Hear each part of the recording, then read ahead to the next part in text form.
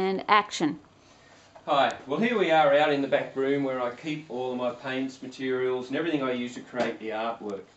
As you can see, all sorts of different paints that I have here. I never throw anything away. I use it all. From your acrylics, artist paints, which you get from your art stores, all the different acrylics up here that I have, different colours, every colour combination, that all gets used. My house paints.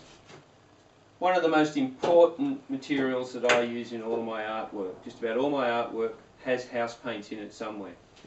You'll see that through the DVD series. Never throw any house paints out. You can always create something magnificent with it. Clear acrylic gloss.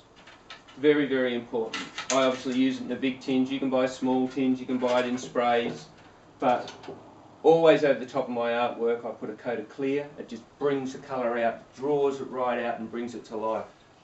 Very, very important. Empty takeaway containers. Any paint that you have left over all gets thrown in your empty containers, pop the lid on, store it, you'll use it again later. Old jars, every last bit of paint I keep, I never throw away. Great for mixing up your paints in as well to create the artworks which you'll see on the DVD. Paintbrushes. Ordinary old everyday house paintbrushes. That's what I do the majority of my work with. Palette knives, anything to use for spreaders, different spreading applicators. It all just sits there, you never know when you're going to need it. Even a hairdryer for drying a bit of work quickly comes in very handy. Across over here I've got my artist brushes.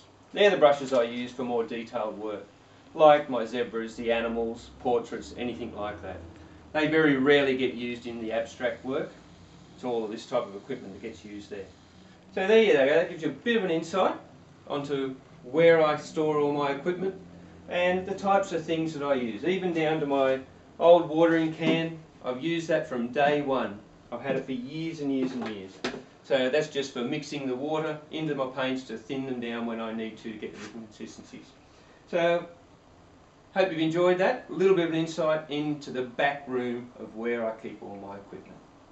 Enjoy painting, have fun, but this is what it's all about. This is where it starts.